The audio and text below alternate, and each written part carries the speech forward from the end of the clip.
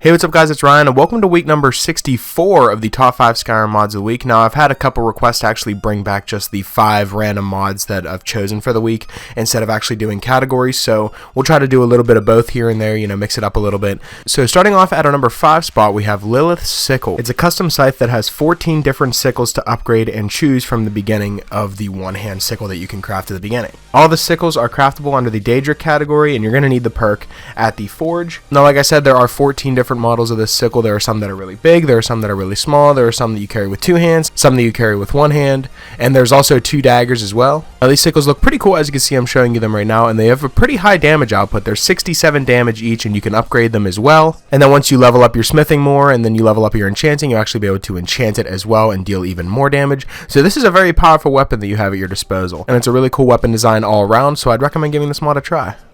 Coming in at our number 4 spot, we have the Whiterun underground lair. Now, nobody knows for sure when this lair began, but for years it operated as a free hostel for rogues and killers. When such clients wished to relax and kick back their boots without getting in the heat of the bannered mare or the drunken huntsman, they were able to actually buy and sell contraband as well, including moon sugar and skooma. More than a quarter century ago, one of its famous clients was none other than Gallus, the supreme thief among the thieves of Skyrim, and possibly the whole of Tamriel.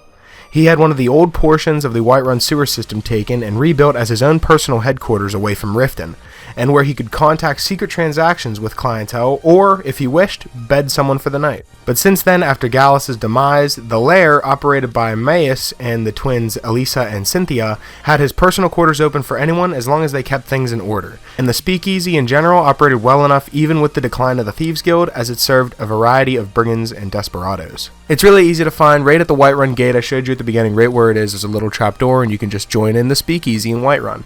Some of the facilities that it comes with: there's a player's personal quarters, 8 bed spaces for followers, full crafting stations, 5 bookshelves, 20 weapon racks, 2 mannequins. There's expert level trainers as well, including pickpocketing, sneaking, one-handed weaponry, light armor, and speechcraft. There's also a convenient bolt hole out of Whiterun. There's a medicinal garden, has all the divine shrines. There's a lot of idle markers. There's safe storage throughout, and you can also trade with Maris and Elisa, including stolen goods.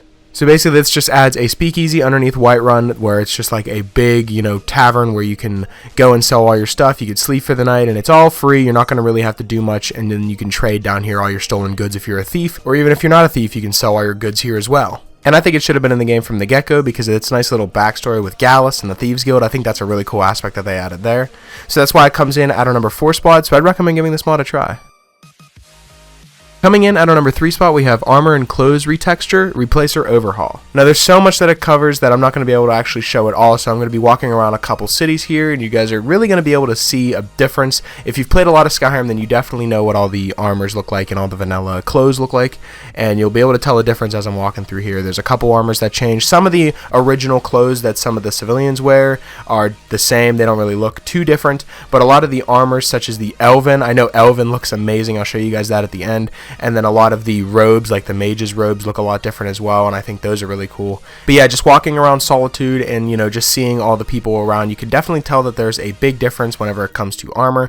And then whenever I took a look at Faendal, my follower, his robes looked a lot different as well, and I think it looks a lot better. There are a lot more high definition textures, and it just makes all the armor in the game look a whole lot better. So combining this, not necessarily just using this mod alone, if you were to combine this with other retextures and overhauls that change maybe like the way the city looks or the way the game looks, it can really make it feel like you're playing a different game or a whole new game because of just how different it looks. And looking back at my favorite armor, the Elven armor, it just looks amazing. And then if we switch over here to the robes, I like these purple robes here as well. I think they're really cool looking. All the little details that have been added to the armors I just think is amazing, and I think that's why this mod is just so great, and that's why it comes in at our number 3 spot, so I'd strongly recommend downloading it. Coming in at our number 2 spot, we have Peregrine Highwatch. Now, Peregrine Highwatch is nearby Honningbrew Meadery and the White River Bridge, very easy to find. To purchase this house, you have to prepare 20,000 pieces of gold, and I think that's really cool because a lot of the houses that I cover you just get for free, and I never really understood that. That's my least favorite part about house mods, is whenever they just give it to you for free. But actually having to buy the house itself and actually work your way up and get the gold required. 20,000 gold is a lot of gold, but it's not too hard to get, but you're going to have to do some playing to get that. So the house acts as a little mid-game prize as a way of sinking a large amount of money accumulated from level 1. Some of the features of this house is it's designed to house and support the player character, but also his or her spouse, 6 adopted children, 5 followers and their personal quarters, plus 2 more in the underground cave. Some of the other features include all crafting stations plus a staff enchanter, a full storage cloud spanning the entire property, for which to be able to access supplies as well as rapidly dumping them remotely at any place within the estate. That's what these little urns around here are for. There's 2 swimming pools and 1 bathtub with frostfall support. There's multiple bookshelves to store collected documents and papers. There's display racks for weapons and shields. There's 4 armor dummies to store and display valuable armor. There's 30 planters in and around the estate for which to plant a variety of food and alchemical ingredients, including a greenhouse.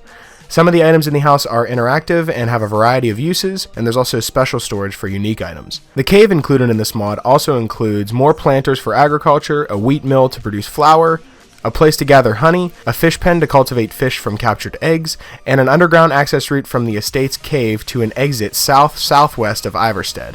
So just walking around this house, you can definitely tell that a lot of effort was put into it, and there's a lot of stuff to go around. So I'm going to be giving you guys a little bit of a tour, not really the full house, but we're just going to be walking around here. I'm going to show you some of the things, so let's begin.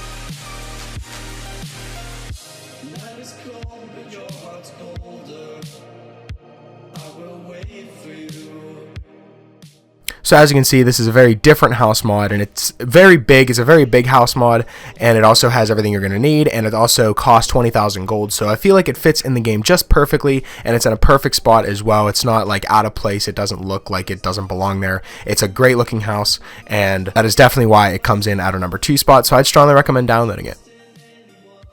Coming in at our number 1 spot, we have the Realm of Lorkhan Alternate Start. Now, I've never actually covered this mod or any other alternate start mods, and I think this one is really cool because it actually skips most of the entire beginning part of the game that most people dread whenever they keep playing the game over and over. Starting new characters, I know that beginning sequence and, going to Bleak Falls Barrow and stuff like that is always so annoying.